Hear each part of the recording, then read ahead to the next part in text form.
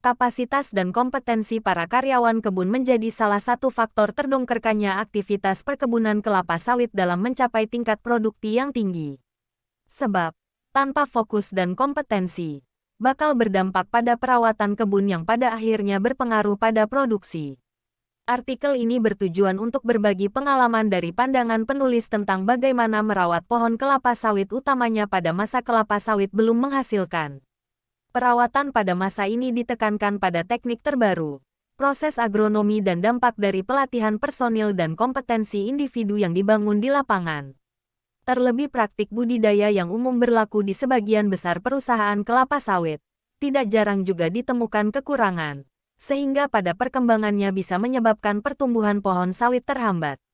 Kondisi demikian akhirnya berdampak negatif pada hasil produksi kelapa sawit di masa yang akan datang.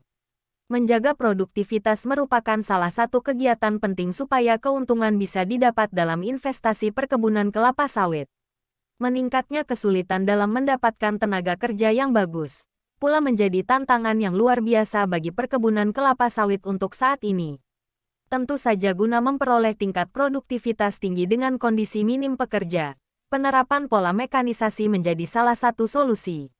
Hanya saja dilakukan dengan proses kerja dan inovasi yang berkelanjutan sampai di masa yang akan mendatang.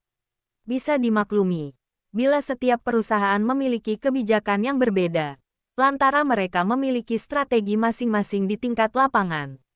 Pembahasan ini akan berdasarkan pada pengalaman penulis selama 40 tahun di bidang industri perkebunan kelapa sawit, baik di bidang operasional, penasehat kebun, maupun sebagai agronomi di seluruh kebun sawit yang beroperasi di Indonesia dan Malaysia.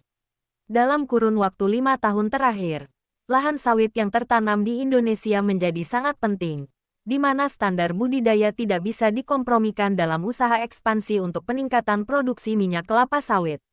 Oleh karena itu penting bagi pekebun kelapa sawit untuk selalu fokus pada praktik terbaik dan metode inovatif dalam mengelola area kebun yang belum menghasilkan. Cara demikian guna memastikan hasil panen yang optimal dikala masa produktif tiba. Di saat bersamaan, metode mekanisasi pada sektor komoditas perkebunan bisa menjadi pilihan, termasuk untuk pengelolaan perkebunan kelapa sawit. Kendati diakui, metode ini masih jarang dilakukan, walaupun mekanisasi adalah suatu kepastian di masa yang akan datang. Saat ini kita berada pada masa industri 4.0 atau revolusi industri keempat.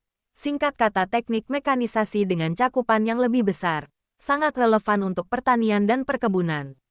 Para pekebun, planters harus mulai membuka perspektif ini untuk meningkatkan produktivitas dan pengembangan perkebunan kelapa sawit ketimbang masih menggunakan perkiraan plot di setiap estate.